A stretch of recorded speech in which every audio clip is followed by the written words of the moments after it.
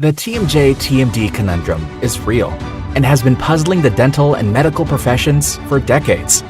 This is the TMJ-TMD Demystified podcast with Dr. Tony Urbanic, where we'll connect the dots between TMD symptoms and the actual cause.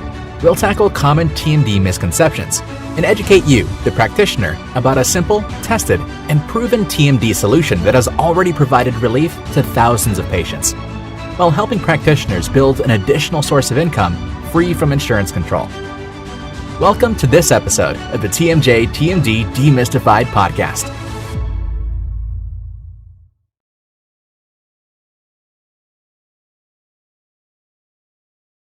Hello and welcome to all you TMD warriors out there.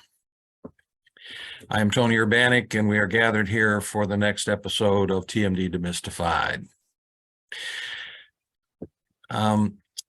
We'll get right into today's topic. I don't have any preliminary comments to make. Maybe afterwards.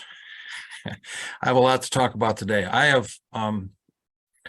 have hesitated this topic for quite some time. I have kind of danced around it for some time. I have noted it indirectly multiple times, but the topic for today is how our discoveries, experience, and university study regarding TMD are greatly disruptive to portions of the dental and medical establishments.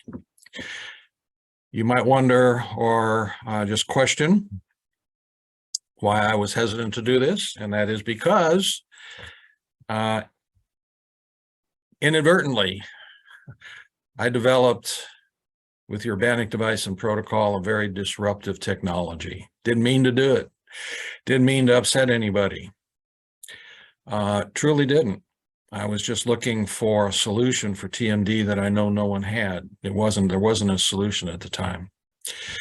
But as it works out over the past 10 years, that it has become obvious that those that use the technology, which is quite simple and commented on and described multiple places on this podcast in multiple episodes, is extremely disruptive. And today I'm going to enumerate and discuss and unpack how it's disruptive, where it's disruptive, and where this will probably lead, or at least hopefully it leads. I apologize for anyone that gets disrupted. It's just the way it worked out. Now, some of you may say, well, that's kind of a hyperbolic comment to make. Well, maybe it is. But I'm not known for my hyperbole, but I am known for being direct and saying what I believe and sticking by it. So let's just go start this. Let's start, well, if it's disruptive, where and how is it disruptive? I'm not going to go through much of how the device works to place it, in its proper place, but it's really simple. Inflammation in the joint causes all the symptoms. If you can get rid of inflammation, however you can get rid of it, you can make the symptoms go away. As I've stated many before, non-steroidals do a great job for 2 weeks, but after that, they don't work. But if you can, and we have a university study to prove it, besides my own comments and over now 4,000 treated patients, and you can show that unloading the joint long enough according to the protocol decreases the inflammation and all the symptoms diminish over a period of time, that disrupts a lot of other portions of medicine and dentistry that have been doing things for misdiagnosed patients, misdiagnosed in many areas. So let's start out with the biggest and the greatest. Migraines. Extremely common because between television and the pharmacy companies, big pharma, pretty much everyone who has a headache has a migraine headache, and then they go to a doctor, and then they are put on migraine medications. We see tons of it. I don't know, thousands just in this practice in Middle Tennessee. And then when you actually decrease the inflammation and the symptoms go away and their headaches go away, then there's no need for migraine medications, which can be very expensive, very intrusive, and have multiple side effects, unintended consequences. I think a separate study could be done, easily studied, for how many dollars is used for migraine medications in the United States of America or any particular state. I'm sure that information is out there available, but it's a large number. So number one, decrease medications, and it is greatly disruptive for big pharma. Next is earaches. Misdiagnosis for earaches is pandemic. If a patient complains of ear pain, they go to their PCP or their walk-in clinic. You get the examination with an otoscope. Most, as I found out, truly, most physician's assistants or nurse practitioners in a walk-in clinic misdiagnose an earache because they really don't understand how to look at in an otoscope and what the tympanic membrane looks like. Eventually, the patient ends up with an ENT doctor who does understand what a proper normal tympanic membrane looks like and says, you don't have an ear infection. This happens all the time. That history happens all the time. The point being, all that medication, mainly antibiotics, again, I've seen that history, no exaggeration, 1,000 times in this practice over a period of years, where the patient has been given multiple prescriptions from multiple walk-in clinics, convenient care clinics, whatever. And of course, it doesn't work because antibiotics don't affect inflammation. And then they finally go to someone who says, you don't have an ear infection, and it might be TMJ problems. So that portion of the big pharma is taken away. And then finally, and there are others, but the next one is Meniere's. And there isn't any actual successful treatment for Meniere's disease, which is defined as tinnitus, subjective hearing loss, and vertigo. But I have seen multiple ENT doctors and nurse practitioners associated with ENT practices who give various kinds of medication for one or more of those symptoms, which are definitely associated with temporomandibular joint disease and definitely decreases when you decrease the inflammation, but the medication prescribed for Meniere's disease is certainly not effective. So there are three major Meniere's migraines being the greatest, number of dollars wasted and misused for patients who simply have temporomandibular joint problems, very disruptive to big pharma. The second point on the medical side of it is the recommendations for additional, more selective X-rays, MRIs, and CT scans. When I presented our materials to the family practice, one of the universities here in town, Meharry Medical School has a family practice of 30 doctors, and I presented this material to them. I asked the 30 physician, MD, primary care physicians in the room how they handle a patient who comes in with chronic, consistent, severe pain that are known as migraines. And I said, by a raise of hands, what is the first thing that you would order if you saw a patient with that history? I said, number one, would it be a MRI looking for brain tumors? And each and every one of the 30 doctors in that room raise their hand.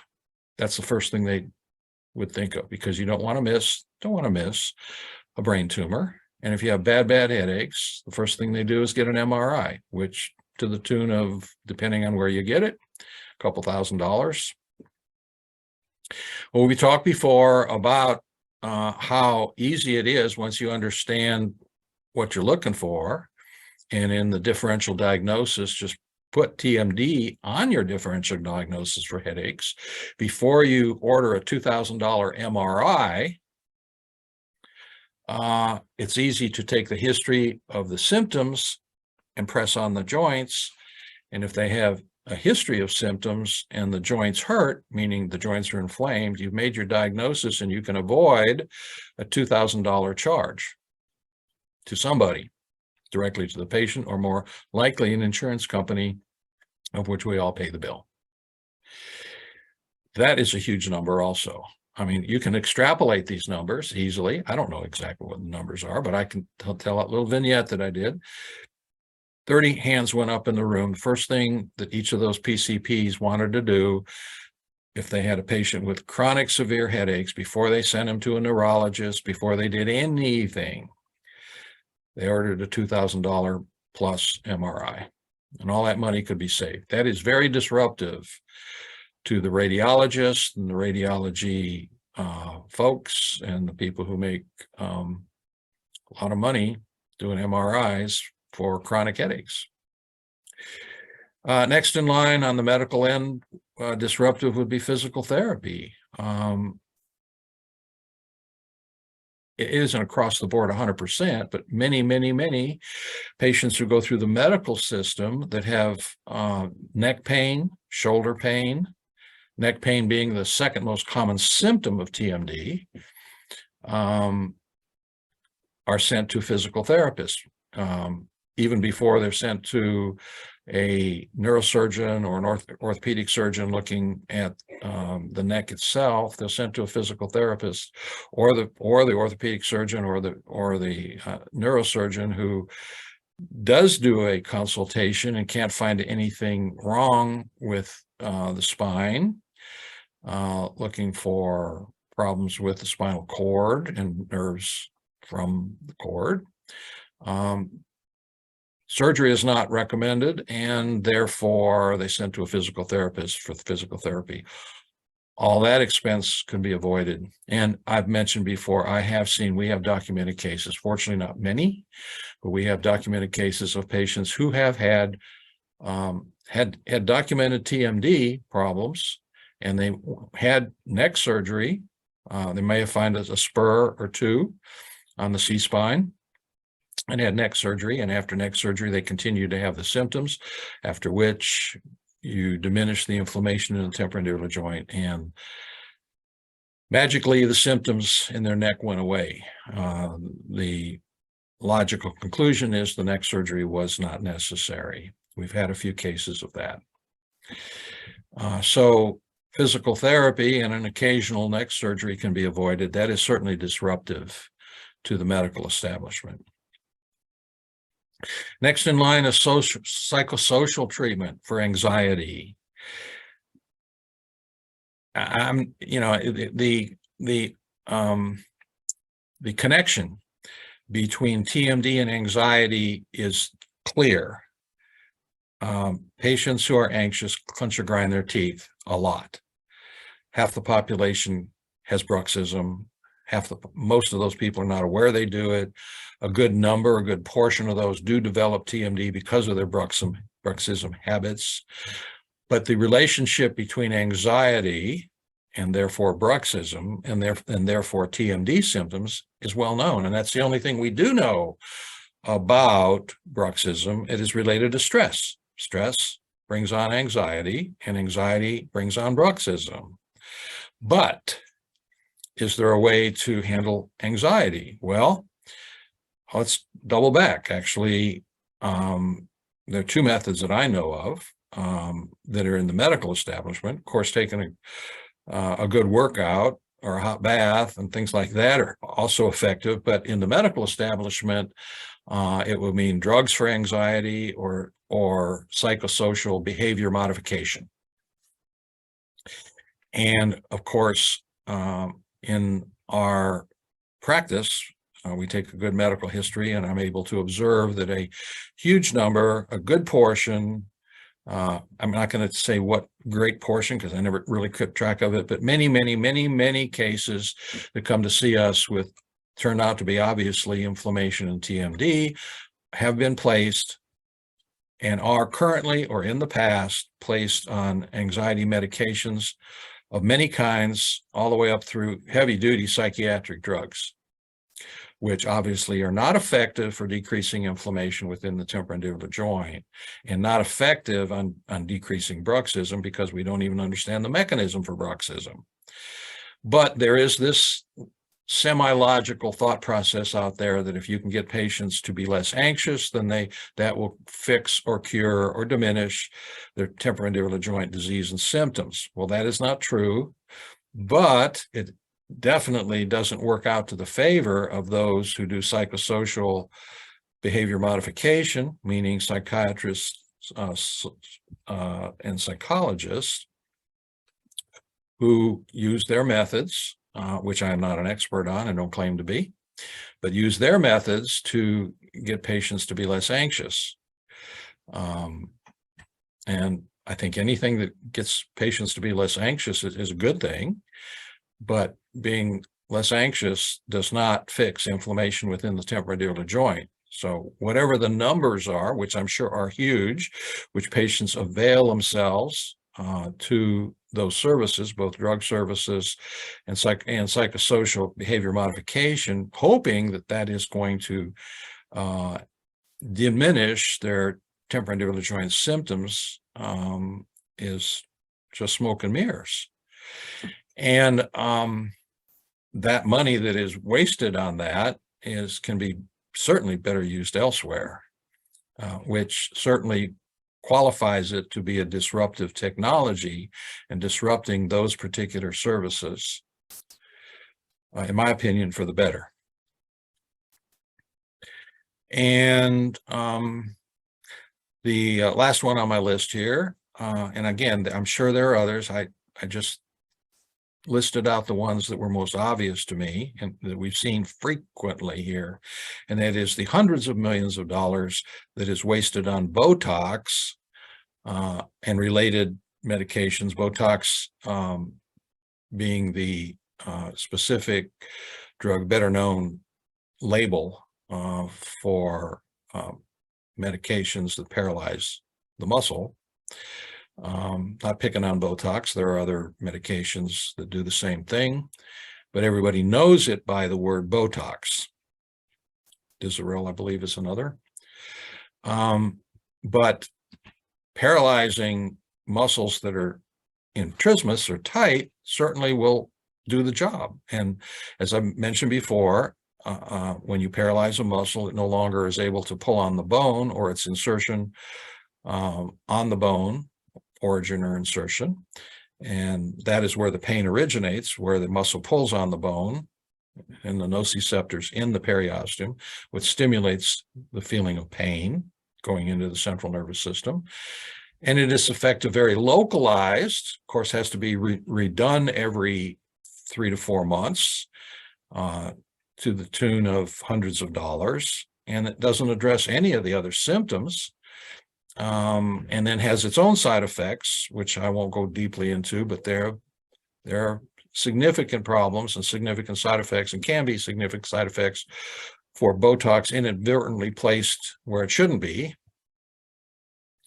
And of course, Botox and related drugs have large pile of money that they can spend on promotion.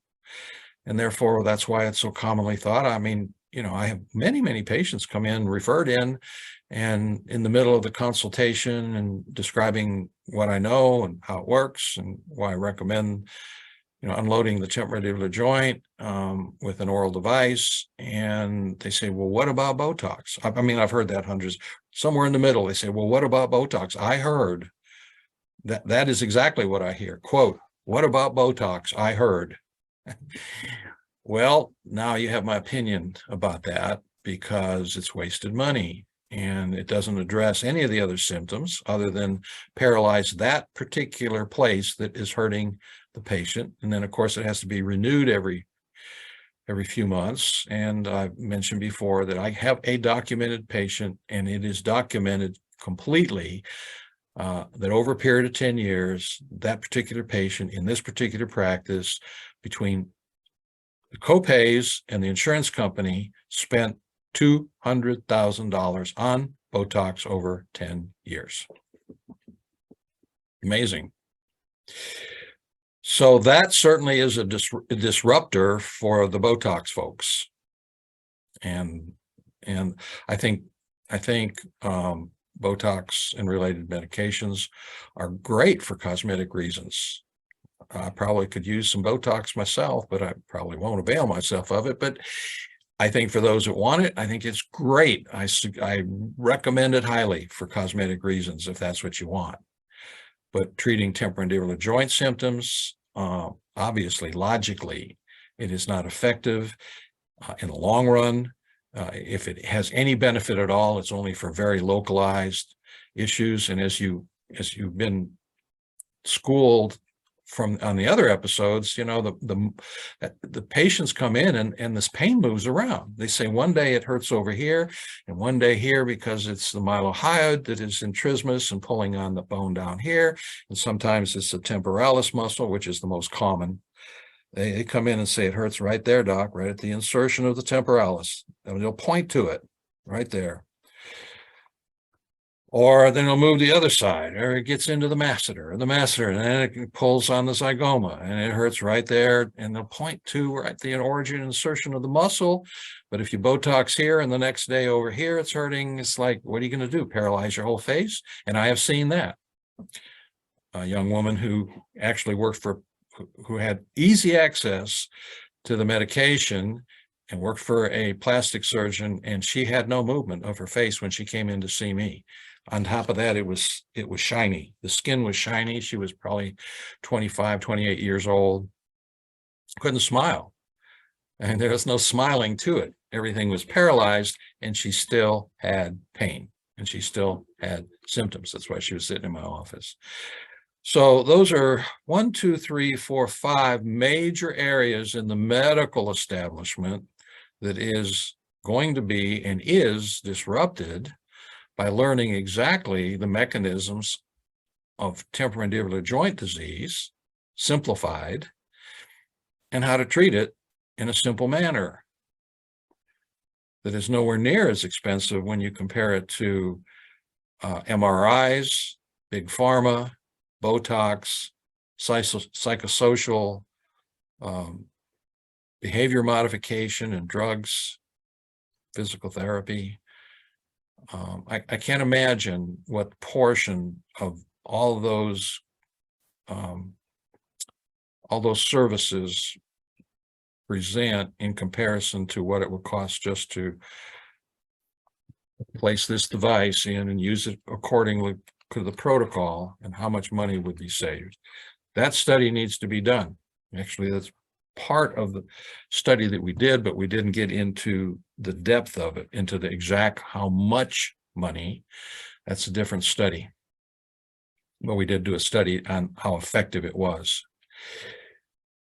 So, and then the disruption within the dental industry, actually there are more plus points of using the device in the dental industry, but there are a few disruptive areas that it's going to disrupt what is the standard operating procedure of the dental establishment. Number one is the millions of night guards, and I'm sure millions of night guards that are made by dentists throughout the United States of America and certainly beyond throughout the world, certainly in the basically the Western part, Europe, more established, Canada, portions of South America, that routinely for the past 60 years since I've been in dentistry, if a patient comes in and they complain of any of the symptoms of TMJ, they are made a night guard. And sometimes the dentist tells that patient the night guard will keep them from grinding. clenching, which is absolutely not true. But that's what they hear. How do I know that? Because that's the patients come in and they tell me that all the time. And so each and every one of those night guards is unnecessary. A night guard has a value. The night guard will keep a patient from damaging the teeth. But if they have TMD, it's not going to keep them from bruxing, and it gives them something else to chew on. You just put the forces right through that night guard back up into the temporomandibular joint, and the inflammation stirs up the inflammation. So, and I don't know how many dollars are spent on night guards every year by dentists in the United States of America, but I'm sure it's in the millions and millions of dollars that are charged to the patient or charged to insurance companies or a combination thereof. And it's totally unnecessary. And in addition, you may not have thought of it or asked, but when you actually have only the front teeth touch and the back teeth separated, it does the same effect as a night guard. You cannot damage your teeth with this device in your mouth at night. You can brux all you want, but you're not going to break your teeth, because the posterior teeth don't even touch, and the anterior teeth are separated by a piece of acrylic in the anterior 6. Second point, I think there's a lot of, again, when patients present to a dentist with temporomandibular joint complaints, TMJ complaints, frequently the first thing that is considered by some, not many, but some general dentists is occlusal equilibration, because they think that because the teeth don't fit together exactly right, you equilibrate the teeth, and that somehow is going to magically fix the temporomandibular joint. Well, if, and I mentioned this before, give the devil his due. I mean, if an occlusal equilibration will actually take the entire load off of the temporomandibular joint, it probably has some benefit. On the other hand, what we've seen is it doesn't. I have put out a lot of information about centric occlusion, centric relation discrepancies, functional malocclusions, COCR discrepancies, which truly does create damage within the temporomandibular joint, therefore damage, inflammation, and TMD. However, a significant COCR discrepancy is not going to be treated with occlusal equilibration successfully. If there is a significant COCR discrepancy, the creating TMD, TMJ symptoms, then the solution actually is either orthodontics or a combination of orthodontics and orthognathic surgery. So that is an area of dentistry that is going to be disrupted by using the proper technology applied to it. And then the third and final one that I'm going to talk about briefly is the disruption of the educational system within dentistry, within dental schools. In my education, and in each and every dentist I've ever talked to about this and shared my information, my knowledge about TMD that I've established over my entire career, the first 3/4 of my career was devoted to temporomandibular joint surgery, and the last quarter of my career of 46 years has been devoted to the non-surgical treatment of TMD. But every dentist that I have ever discussed about the problem itself for 46 years, if we got into it, has told me one way or another that their information that they gleaned out of dental school was that TMD is a very complicated problem, so complicated that probably nobody will figure it out. And that is what they learned about TMD in dental school.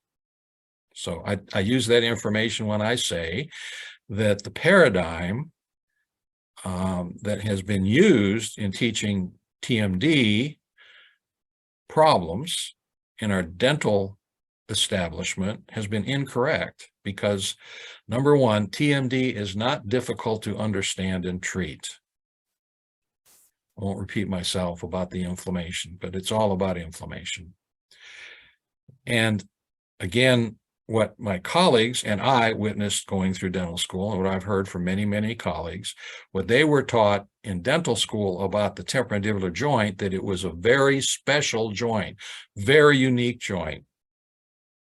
Well, that's where actually we started making progress when I realized that the TMJ joint, the TMJ itself, is not a special case joint.